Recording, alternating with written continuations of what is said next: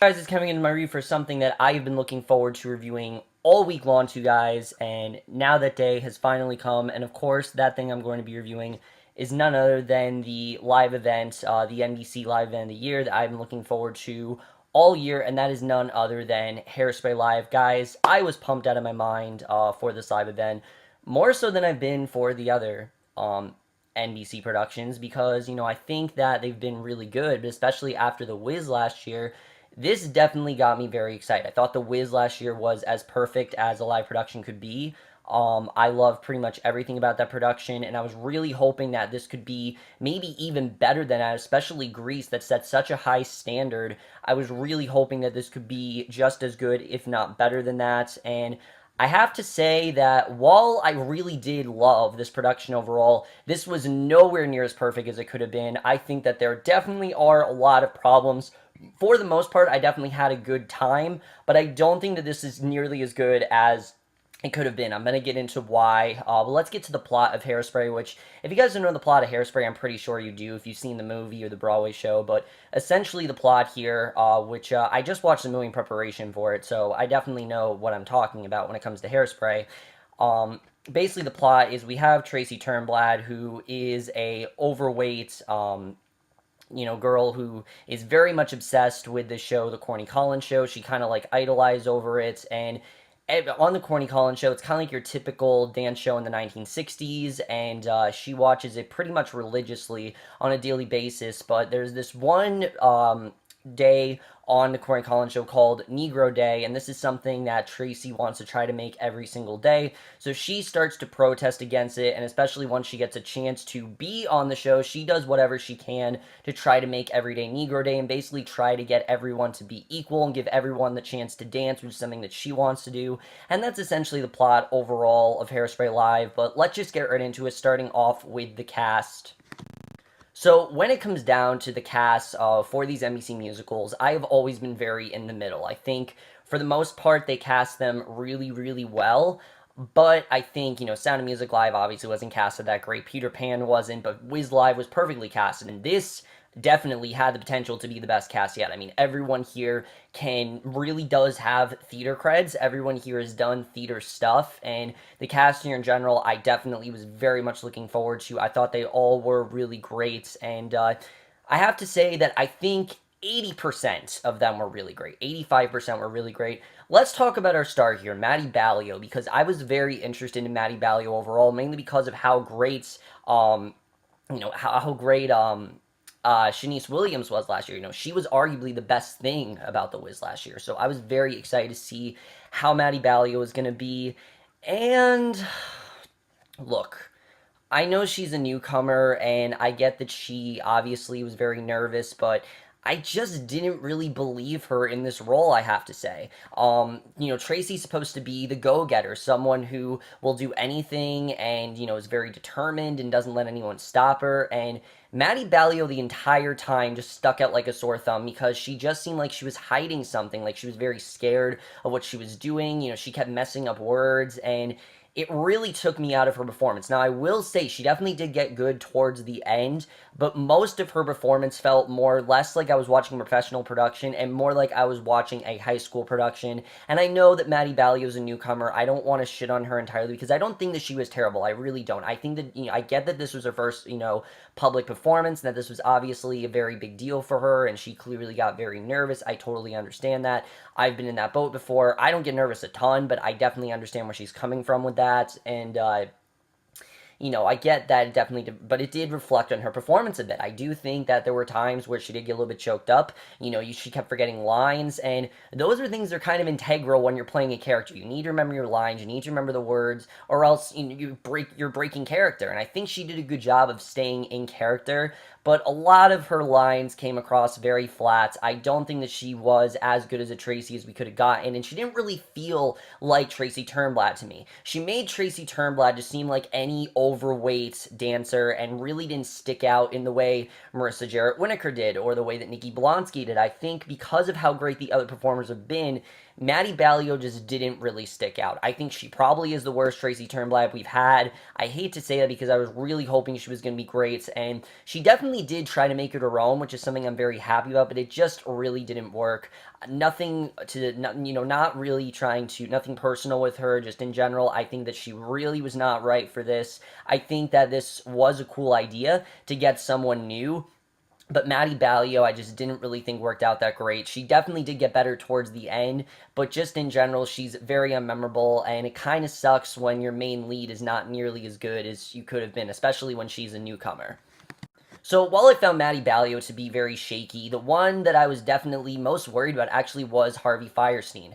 Not because of the fact I didn't think he was going to be good. I heard that he's great. I mean, obviously, he won the Tony for a reason, but he's played this role so many times, I was really worried this was going to be an autopilot scenario where he was just going to be on autopilot the whole time and he wasn't going to be as into the role. But no, Harvey Fierstein absolutely killed it in this role as Edna. I thought he was so great here. He was very believable. You never once thought that this was actually a man. You thought that this was, a woman the entire time. I thought he did a really great job with that. The chemistry between him and Maddie Baillio was very iffy. I think he definitely had good chemistry with her.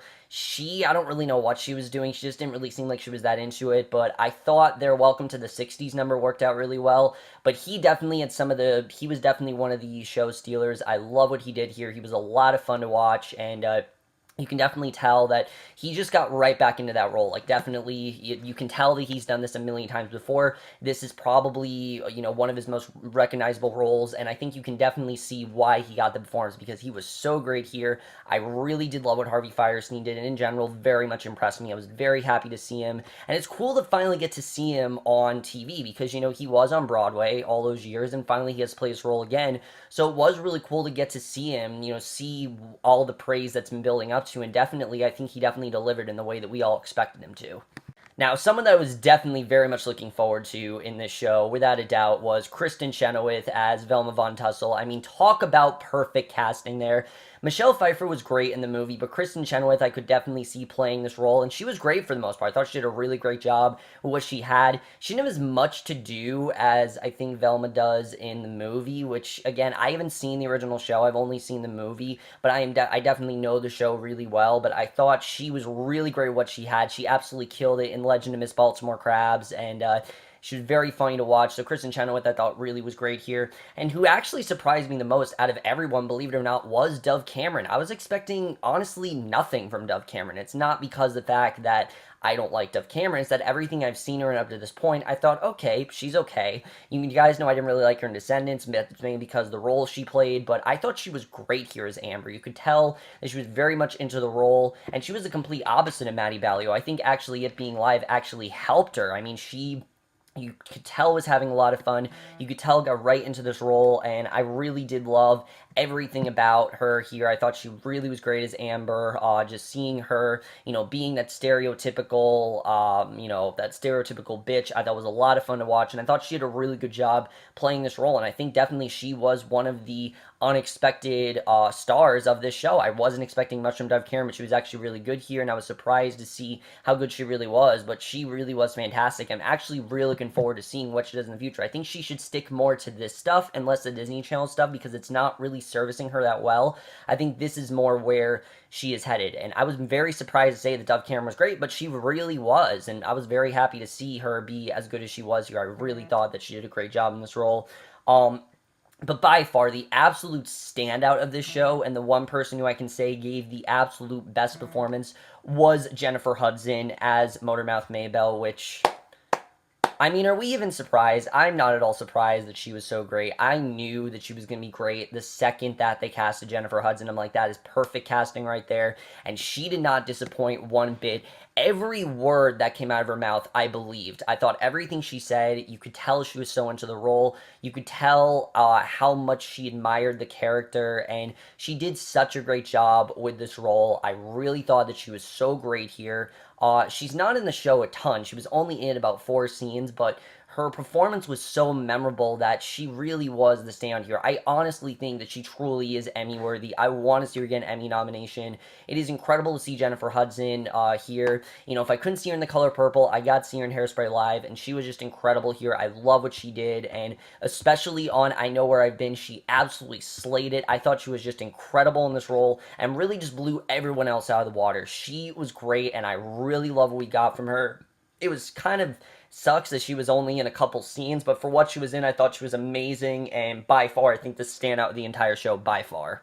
So now we're going to get into some of the people that I thought weren't nearly as good as it could have been. Now, by far, in my opinion, as much as I didn't like Maddie Baillio, she was definitely not the worst of the bunch. The worst of the bunch, without a doubt, is Garret Clayton as Link Larkin, which is actually one of the ones that I wasn't too worried about because I heard that he knew this role really well, and this just didn't work, I have to say. Most of this, to me, felt like he was reading off a script. Nothing felt like the Link Larkin that I knew. To me, this felt like a Disney version of Link Larkin.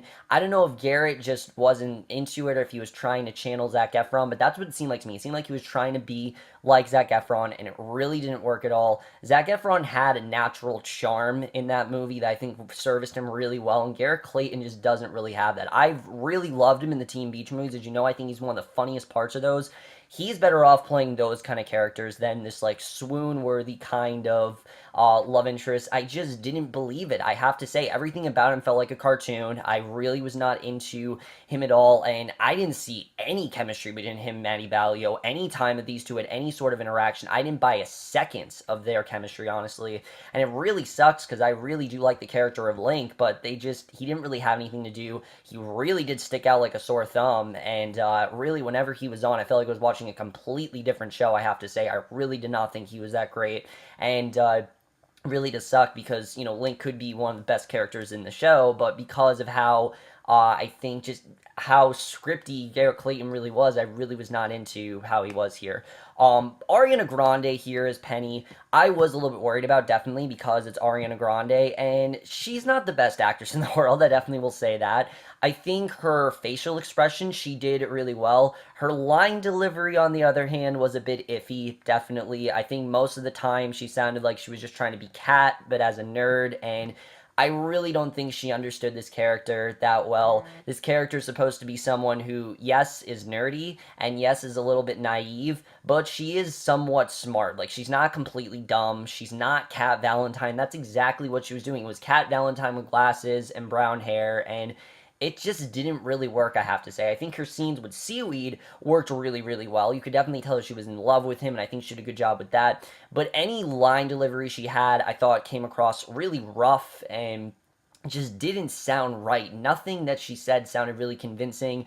Again, a lot of it, she was kind of like shouting, and I really did not think it worked. And everything she said like really fast, and I don't really know why she said as fast as she did, but every line she said it so fast, she said it so quickly, it really was kind of hard to, you know, to really tell what she was saying at points, and I think for the most part she did a really good job. She obviously has a great voice. I think she did a good job with facial expressions, but in terms of line delivery, this just didn't really work out, and I really do feel that she was a bit miscasted, definitely. I mean, some scenes she shined really well, and some she didn't, but she's not nearly as miscasted as Garret Clayton was. I will definitely say that. Now, Derek Hough is someone that I definitely was really looking forward to, and I thought he was great as Corny Collins, honestly. He really does represent the ideal TV host kind of persona. I thought he did a really great job here, and I was very happy to see him be Corny Collins. He was definitely really great. Someone who really surprised me was Martin Short. I loved Wilbur in this. Wilbur is not in it nearly the amount of screen time that he is in the movie, but his chemistry with Harvey Fierstein might honestly be the best chemistry out of anyone in this entire show. I thought that his chemistry, I bought it so much. Their song You're Timeless to me that Edna and Wilbur sang was just so convincing, and honestly, I thought they were having the most fun. I really did. They seemed the most into their roles. They seemed like they loved what they were doing, and I thought for the most part they worked out really, really well. I really did love Martin Short here. Again, he wasn't in it a ton, but when he was in it, I thought he was great. I thought he had such charm, and you could definitely tell how much he loved Edna. It was very convincing, and that's something that I think he did a really good job with. So Martin Short really was great here. Ephraim Sykes, as well as Seaweed, I thought was so great in this role. I thought he did such a great job presenting the soul aspect of Seaweed, but also showing how passionate Seaweed really is. I really did like his performance here. I thought he really did a great job, and he really did shine, particularly in scenes with Ariana Grande. To me, it seemed like he kind of had a crush on Ariana Grande. Honestly, I believe that Ephraim Sykes does like Ariana Grande, just because a lot of their scenes, it didn't seem like they were scripted. I heard a lot of it wasn't scripted, and that was kind of funny, honestly. But I thought they had really good chemistry. I thought he worked really well with her, and especially in Run and Tell That, his whole crazy thing that he did, I thought he was so great. I really did love his performance, and I thought for the most part he really was great. Not sure why Shahadi Wright Joseph is a main character here. Little Inez had nothing to do in this show. I don't know why she was a main character. There was literally nothing for her to do, and she didn't have nearly the amount of stuff that she had in the movie. But for the most part, I thought this cast worked. I thought that they wasn't perfect, but I think pretty much everyone worked out pretty well, minus those 3 roles I said were a little bit shaky. But other than that, I did in fact have a fun time watching this cast. And then just a couple other people that I do want to highlight. Sean Hayes as Mr. Pinky, I thought was pretty great here. He was really funny to watch. He did have some audio problems, but because of how great his performance was, I thought that worked out really well. Andrea Martin, I thought, was good as Pretty Pingleton, but she felt less of the overprotective mother who's like the devil and thing like that, and doesn't want Penny to have any, life, and just more of a very overprotective mother. And it just didn't really seem like she was as much of a villain as the show made her out to be. And I don't know why they made the decision with her at the end of the show they did, but it kind of did feel kind of strange the way it was done. Rosie O'Donnell, I did not think really was that great here. I don't really know why they gave her the expanded role. I don't really think that she was that great. But for the most part, I thought the cast here did a good job. You could definitely tell they were all having a lot of fun, and that is definitely enough of a reason for me to say that I think this cast, for the most part, did a really good job. Now let's get to the directing and the writing, because I thought for the most part the directing here by Kenny Leon, he definitely did do Kenny Leon actually, he did a really good job directing this show. He definitely understood Hairspray. You could tell he very much understood the tone of the show, and that's something I think he did really, really well. I definitely thought that the tone for the most part worked really well. Some of the line deliveries, like I said, were a bit shaky and things like that, but I thought that the tone, when it needed to be fun, I had so much fun watching it, and I thought the emotional stuff also worked really, really well, and I definitely really did like that. I thought for the most part they did a really good job with the directing. Really no complaints in terms of directing. I had a lot of fun watching this nonetheless, and that's definitely something that I will commend them on. Even though, like I said, it wasn't perfect, I still thought it was a lot of fun. And the writing here, I thought, was definitely a little bit all over the place. I definitely will say that. And not just in terms of the script. I think all the behind-the-scenes stuff and all the commercials really just took me out of what they were really trying to do here. I get that they were trying to really promote this and try to make this a huge, experience and kind of do what Grease Live did, but it seemed like to me they were trying to do the exact same thing as Grease Live, and there's a difference between Grease Live did and what Hairspray Live did. And Grease Live felt very in the moment, and this felt very forced. Seeing Darren Criss hosting was fun to see, but it just made me want to see him play Link, because I think he would have been a much better Link Larkin than Garret Clayton was. Honestly, if they switched roles, I think it could have honestly been a lot better. But I thought the writing worked for the most part. I do think that the second act was extremely rushed, honestly. I think it was very, very rushed with the direction that they went. I understood they had to cut out Big Dollhouse, but it really did affect the second act. I mean, Tracy gets arrested in one scene, and then the next scene she's suddenly broken out of jail. Then suddenly she wants to go back to jail. I mean, it's just all over the place. And I will say that I think there were definitely some big showstoppers in the second act, but I thought the first act was a lot better than the second act. The second act was better in terms of acting, but the first act was better in terms of structure. And everything after she got arrested I thought was very, very rushed, and that's something I definitely will say. But I thought for the writing for the most part was working really well. They definitely did understand the show, and I definitely really did like the writing overall. So let's talk about the cinematography here, because the cinematography was honestly gorgeous. The sets I thought were so well done. The costumes are definitely very well realized, and I thought for the most part cinematography really looked great. There were a couple issues here and there with the cinematography, definitely some problems, but that's not nearly the amount of problems that the sound had, because dear God, were there so many problems in terms of sound. I don't know if the guy who was working the microphones is new or if productions before. But honestly, for a professional production, this is unacceptable. The amount of times that I couldn't hear anything that they were saying is ridiculous. And I'm talking about the big songs. There were so many times where I couldn't hear Ariana Grande, where I couldn't hear Ephraim Sykes, where I couldn't hear Garret Clayton, which that's not really a bad thing that I couldn't hear Garret Clayton because I did not think he was that great.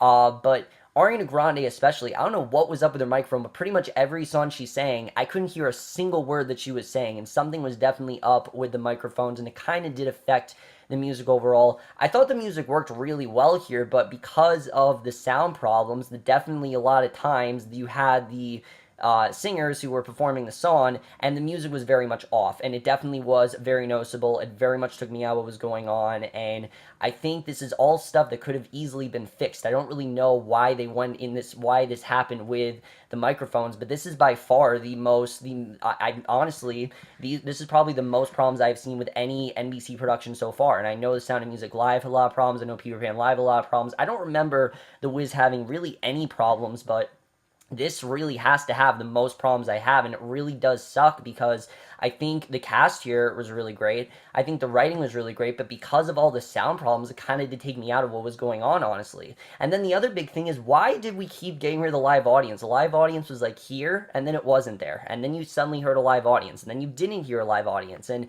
it was just really weird the way they were doing that. I don't know if they were trying to like be realistic, but Grease Live found ways to incorporate the live audience, like put them in the bleachers or put them somewhere else on a lot, and for some reason they could not figure out what to do with their live audience, and I don't really think they used them nearly as well as Grease Live did. I think it worked really well towards the end, but I don't really think they used them that well. In the way that Grease Live did. So that really disappointed me in terms of that. The editing here was really choppy, honestly. I think the amount of times we went to commercial, it seemed like we just went to commercial to like fix audio problems, which it really was pathetic. There was one point where you could tell that they wanted to continue, but they literally stopped because the audio was not working. I mean, if you guys listen to Welcome to the 60s, that number's supposed to be so fun, and it was very fun, but I could not, but Sean Hayes, I really did feel bad for him. He really got the short end of the stick here. Almost every single one of his lines, you couldn't hear a single word that he was saying. He had to shout like the whole thing. And again, I had fun with the number, and I tried to have fun with pretty much everything, but because of these audio problems, it honestly did kind of take away from what was going on, I definitely will say. And also, my biggest problem with the editing, why in God's name do we have the final scene with You Can't Stop the Beat, and then we have the curtain call, and we cut to commercial before the curtain call? It just felt like a really weird choice to do that. It definitely took me out of what was going on. I don't know why they decided to do that. I did think it was awesome that we ended with the curtain call. I think it's about time that we do that, because I think that is something that definitely is missing from a lot of the musicals, that you definitely do need that curtain call there. I mean, just one final number with everyone always feels like a very satisfying way to end a show, and especially a show like this, it made sense to have that curtain call at the end. I thought they worked really well for the most part, but I just don't really know why that commercial break was there. It kind of took away from what was going on. But for the most part, the songs were great. I thought it was definitely great to hear everyone sing. I don't really think there was a song that was bad, except for Maddie Baillio forgetting the lyrics to Good Morning Baltimore. I don't know what was up with that, but you could clearly tell that she was forgetting the lyrics to that song in the very beginning. Definitely you could tell that. And it was throughout the song, too. Like, it wasn't just one. It was like 3 times that she kept forgetting lyrics, and every time it was like Good Morning Baltimore. It's the easiest lyric to remember. I don't know if it was her nerves, but I kind of honestly did feel bad for her, because you could tell that she really was trying hard, but she kept forgetting lyrics, which kind of sucks. But the choreography here was incredible. I thought they did such a great job with the choreography. They utilized it really, really well, and that's something I was definitely very impressed by. The spring fling scene I thought was really well done with that. The dodgeball scene, even, I thought all the choreography was just really well done, and I really did love the way they did that. And they did in fact use the choreography from the original Broadway show, and that very much impressed me as well. It's mainly just the editing and a few of the casting choices that really do make this not as great as it could have been. But for the most part, guys, I had a really fun time with Hairspray Live. I think that this was a very fun production. I definitely think it's a step in the right direction for NBC. I think we had a really good cast here. I just feel that because of the way some of the sound ending problems went, and because of some of the performances, a la Garret Clayton, a la Ariana Grande, and of course Maddie Baillio, because of those 3 performances, who are very integral parts to the show, it did kind of take away from what was going on, and definitely it didn't make me love this as much as I wanted to. And maybe it was just because of the fact that, we thought it was going to be great and it wasn't as great. I do still think this was a great production. I think for the most part, everyone did a really great job. And I am definitely going to watch this again. Like, this isn't something like Peter Pan Live or Sound of Music Live where I can never see myself watching it again. This I could definitely see myself watching again. In fact, I probably am going to get the DVD when it comes out. I just don't think it's nearly as good as it could have been. I think there are definitely some things they could have improved upon. And I do think that a lot of the show was very rushed, and a lot of it could have been a lot more fleshed out, and they could have, maybe putting back in the big doll house and maybe dialing back a little bit on some of those commercials, because some of those were really bad. Like that Oreo commercial, all that did was make me really want Oreos and things like that, which was kind of cool at first, but it just became very gimmicky at the end. A lot of that stuff really took me out of the show. But at the end of the day, I really did have a fun time with Hairspray Live. I think it's probably one of the best productions that MEC has done, and I'm definitely going to give Hairspray Live a 4 out of 5 or a B+. Not nearly as good as I think it could have been, but definitely something I would recommend. It's not perfect, but I have fun with it overall, and when it comes to Hairspray, that is enough for me to recommend it. I think the performances were good enough. I think that the music was good enough, and I think the message they definitely got the message right, and that definitely is enough for me to definitely see this again. Definitely recommend you guys check it out. Anyone's a musical fan, if you are interested, definitely check this out, because it definitely won't disappoint. This isn't like a Sound of Music Live or Peter Pan Live where I don't think you should check it out if you're a musical fan. I definitely think you should check it out, just don't think it's going to be on the level of, say, Grease or The Wiz Live, because it definitely wasn't. But over, guys, remember you Hairspray Live, and let me just get the this production overall. Loved your thoughts on it. Do you guys agree with what I said? Did you maybe like Maddie Baillio more? I can totally understand if you guys liked her more. Maybe you like Garret Clayton even. I'd love to hear your thoughts. Let's just have a conversation about it. And that's it for this video. Hope you guys enjoyed it. Definitely really did love this production overall, despite all the sound problems. But that's it for this video. Hope you guys enjoyed it. We'll see you guys in my next video, which will be for, I think, it will be for the mid-season finale of Arrow, and we'll see you guys for that. Okay, bye.